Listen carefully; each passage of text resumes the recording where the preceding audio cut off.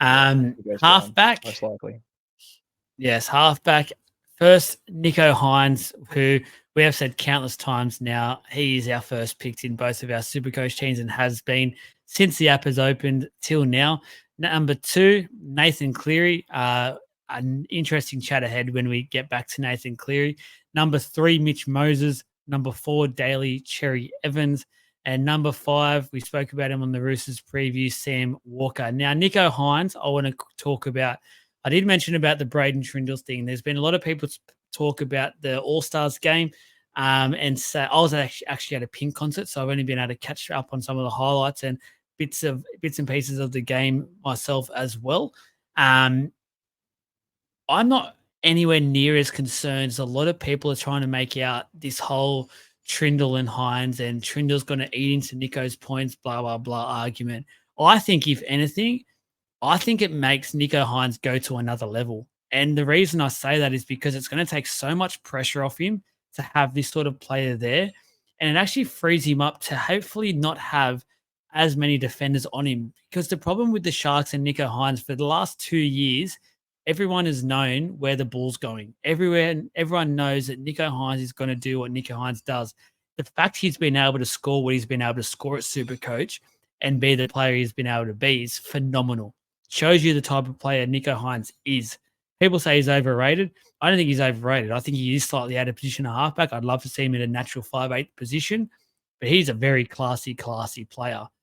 Trindle does not impact him anywhere near as much as some people are making out to be. It doesn't put me off having Niko at all. All it does is tempt me to own Trindle as well, which is dangerous. I understand you don't want to have probably ideally 2 players at the one team, especially in the halves. But as you said, JC's out. I'm tempted to have Trindle in 5'8" alongside Dill Brown and have Niko as my main halfback. Where are you at with this? Because it's obviously nerve-wracking to have 2 players, first of all, in that position, but can you see where I'm coming from with that? I don't think Niko gets that impacted. No, not at all. I think they're just trying to reach for an argument to not have him. To be fair with you, man. You got to forget too. Like he played for Melbourne with Cameron Munster, Jerome Hughes, Yeah. and Harry Grant. They didn't take away his 4th points. He string. was unbelievable, and he was like the backup fullback. Yeah. So, it's not Braden Trindle of all people is going to take points off Niko Hines, considering Harry Grant, Cameron Munster couldn't take points off him. Like it's such a weak argument. I'm hearing it so often too. I'm like, oh, you got to watch out. Trindle's going to get you. It's like, no, man, are you serious? It's Braden Trindle. Well, he's just going to support. He's just going to kind of do his thing. Like, okay, Moylan did a pretty good job because he was rubbish, and Hines had to do everything as far as actually relevant game stuff goes, because Moylan had a fair bit to his game in general, but it was more in the background. Okay, Trindle might be a bit more active. He might actually do something with it. But it's not going to take away the fact that Niko Hines is probably going to end top point scorer again. Like it's just a silly argument to make. He's done it consecutive years. It's not because he had a shit 5'8". It's because he's good. It's because he's really, really good. So yeah, make of it what you will. I'm actually half considering running with Trindle for a few rounds. I think we spoke about it in a chat before as well. Mainly just to free that cash up, and then just have to see what happens come that round 5 bye if I'm plugging my backup 5'8" at the time just to cover him, and I'm going to have Cleary too. Or if it kind of puts me in a position where Trindle looks like he actually might go up. And it's one of those, and it's another point to make as well. I don't think Hines loses points to Trindle, but I feel like Trindle gains points playing with Hines. Yeah, I was about to say Potentially. that. So there's a chance that he gets more of a run next to Hines than he would have if he was just doing it himself. Obviously, he had those halfback games too where he was quite good in those stints where he sort of did everything. But he doesn't go missing at the end of the day. He's not a ghost out there. So if Hines is flying, the Sharks are flying, Trindle naturally should be getting some stuff to go on too, even as a temporary play. Obviously, you do want to have a gun 5'8". He could be a stepping stone in the meantime, but he kind of opens a few doors up. The big one is he allows Tommy Turbo in my team, and he also allows a really good center. So It just depends whether I value those two instead of Pappenhausen, which is still a great play, and just trying to get that extra cash somewhere. So, I think when it comes to 5/8s, you can probably afford that gamble if you're going to put him there. I still wouldn't put Niko and Trindle in the same spot No. because, again, you will lose them both. Very risky. Um, if you're going to play him, you do play him as your 5/8. But again, I don't think it hurts Niko, man. And if it does take away 3 points from him, he's going to score 120 most of the time anyway. So Trindle's allowed to have 5. Cut him some slack. The other point I want people to think about as well when they're thinking about this argument is look at the Sharks and the way that they play. And what I mean by that is they're spine players. And you think about other teams out there, Roosters are a case in point where they've got pretty much a star-studded spine that everyone wants to basically be on the ball and play their role. The Storm, like you said, are exactly the same as well. Like you got Grant, you got Munster, you got Hughes and Pappenhausen. They're all freaks. They all very, very high attacking quality players who need all fair share of the ball. The Sharks are a lot different to that if you peel back the curtain and think about it, because Blake Brayley, very steady hooker, but I think it's a coaching instruction. He's never really running the ball too much. I think he's got that attacking spark, but for some reason he's not coached to do it. He's basically coached to give it to the halves straight away. And Will Kennedy isn't one of those fullbacks that takes over and tries to be too involved. He's very much that guy that chimes in here and there and is sort of more one of those players that makes defenders keep up and look at him, not more so that fullback that really gets on the ball too much. So I think that just allows both Trindle and Hines enough time to get relevant Supercoach points and be the players that we're thinking that they're going to become. I don't think it's going to hinder him at all. If they had more of the players like the Roosters or the Storm had that their other spine members were more dominant on the ball, I would be a bit more worried. But I still just think it's those two that's plenty of time to both be able to do stuff with the ball. Yeah. Yeah, I think so too, man. Obviously we'll see what happens at the beginning of the season. They've got quite a good draw. Yeah. Hines That's the will other thing just I do like. Hines things, man. Yeah, the Sharks draw is really nice. Hines will do Hines things, and that's it is what it is. You can't expect any different from him. But I do expect Trindle to go up because he's only at a 43 average. I think he's priced at. It's not much really, considering how much Niko averages. It's a big jump. For that divide to be so far apart between one and the other, we'll just have to see what happens. But yeah, I don't hate it, but I don't think it's a long-term thing. I think you have to, at some point, get off him and try and get into somebody else because, yeah, it's just having two of the same, like you're putting all your eggs in one basket. But it's Niko Hines' basket, so it's not a bad one to be in. Put my Nathan, Easter eggs in that basket. Talk to yeah. us about Nathan Cleary, because I think that's another interesting discussion at the moment, and how quickly your mind is changing on the Nathan Cleary stance. I feel like, Oh no, I'm still starting with him. yeah, you've And gone back it's to the really to starting. it. There was some Yeah, time. nah, I can't not do it. I've thought about it. I just can't justify it to myself. I feel like I'll just be clawing back too much trying to trade him in at some point. And I know if I don't start with him, I won't have him for a long time. And I'll just be missing out and I'll be hating myself for it. So I'm just I trying to did make it. it work. Hey? I actually did it. I traded Nathan Cleary out. You did.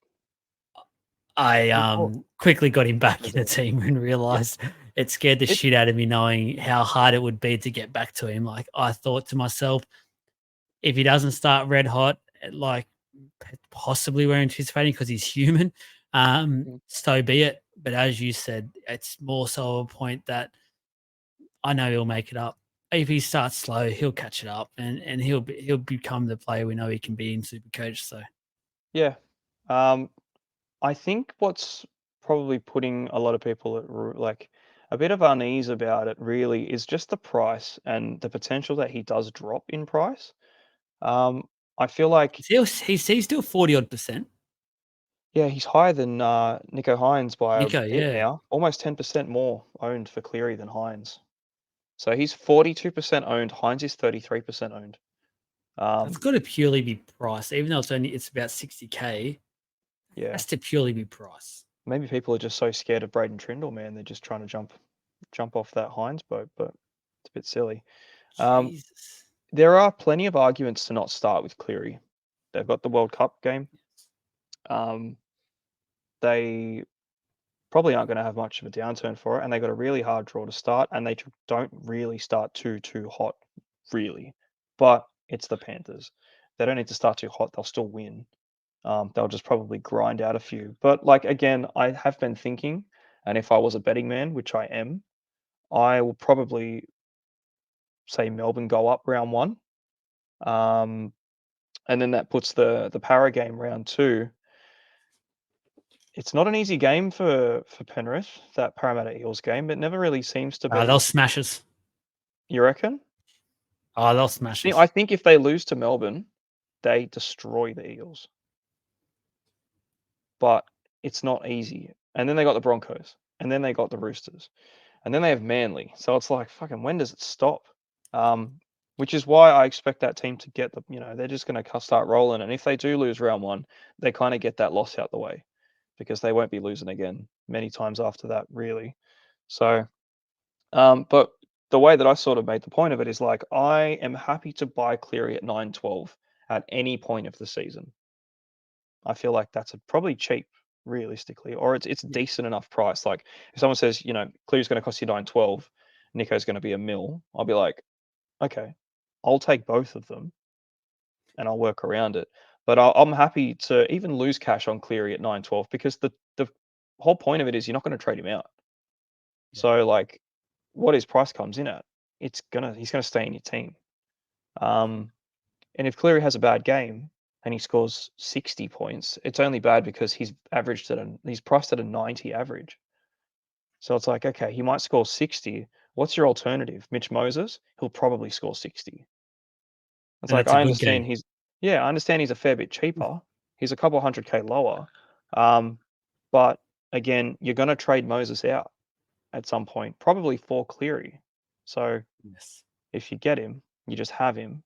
You don't trade him out, or if you do, there's probably an origin reason for it. But yeah, and you kind of just run with it, and you just take the ups and the downs. So, and I just think it's going to be too hard. If you leave him for a bit, I suppose the whole point is to try and get someone to go up in price, to have him come down in price, and then you've made a bit out of that too. Probably strengthen another position. No one else stands out so much for me that I'm going to get that instant cash bump out of him to get Cleary when I want him to. Otherwise, if it's left too late, it'll be closing in on Origin. I'll be getting him in for a couple of weeks and then losing him for a couple, and then that's where the problem is. So I think for now, man, I'm just going to lock them both in and just forget about it. It's kind of how it's been the whole time, to be fair. But it is just nice having the extra bit of cash. So I think that's the safest play. I will be doing exactly the same, and I recommend anyone listening to do exactly the same. And as you said, the trade factor is the biggest thing for mine. It's not even the early points, because as you said, I actually think they'll be pretty on par with a few of the other players that you could go for when it comes to early season points. But I'm not too worried, because I look at halfback and I just think, and the 5'8" position with Dill Brown as well. They're 3 positions I do not want to mess around with trades. I'm hoping ideally they're there from start to finish. Like, I just want to chill with them. No worries. I know I'll bite the bullet come Origin time. No worries at all, because I know this season I'm anticipating positions like center wing, the way that second row is looking, and prop forward. They'll probably be my 3 positions where I am tossing around trades quite a bit. Because I'm trying to chase that cash factor, because I see a lot of players who have that benefit and the upside. So I'm looking at the half. I want to look at a couple of those positions like halfback, 5'8", and look at those as go. That's my lock-in players, and that's what I want to leave with. So Moses and Cherry Evans, I think we can just sort of pair them up and just say purely for Mitch Moses, it's the early draw isn't as bad as a lot of the teams around him. So that's the appeal for him. But as you said, the worry is for Mitchell Moses and Supercoach, a good game is often a 70 or an 80, and that's like a really top. You're like, I'm cheering for that. And he's worked extremely hard for that, where for Hines or for Cleary, that's like they've gone out the field and said hello to the referee, and they're already on 80 points. Like it's ridiculous how it works, and you're thinking, holy shit, how did they get 80? And you're thinking about Moses. Did he only get 80? Like, I thought that I'd look at the app and it'd be a 200. So he can be pretty frustrating. And there's valid reasons for both of those players to move down. And for a cash point of view, Sam Walker to go up to the third position, I'm starting to think about. But that's more of it. I like the Roosters draw. I like what I can see from Sam Walker in the trial last week. Daly Cherry Evans is now, if this was to pick after Origin, I'd have Cherry Evans up towards number one because he has this sick tendency to just, as soon as Origin finishes, his Supercoach scores just go up by 30. It's ridiculous how he does it. But yeah, that's sort of my thing on the last three players. They're very much together. I feel like there's not much separating them. It's probably more of a cash point of view, trying to save a little bit of coin, not wanting to spend the big bucks on the big two. But yeah, that's all I've really got to say on those final three. Yeah, we can sort of touch half on it with Mitch Moses. It's the draw does make it very appealing. The fact that he is 695, he's a couple hundred K less than Cleary. But yeah, I just feel like that those points will come for Cleary in general. And I think, Moses is never a locked in player. You're always half trying to work out a way to trade him away. Even as soon as you get him in your team, you're thinking, when am I trading him out? So I don't really want that headache in the halves. Cherry Evans, man, I think we mentioned it in the Manly game. Their fixtures towards the back half, or probably later in the back half, they do get really good. Obviously, they ended quite well, and then that's kind of what's pushed his price to be as high as it is. It was those last couple games of the year where he scored just unbelievable points. I think he scored like 170 something. What was it? Oh, it was about 150 odd. 2 weeks in a row, the last two games of the season. I was like, it would have been nice to have him, but it's also hurt us now thinking about his price. So, not really one I would have considered starting with anyway. So it's pretty irrelevant.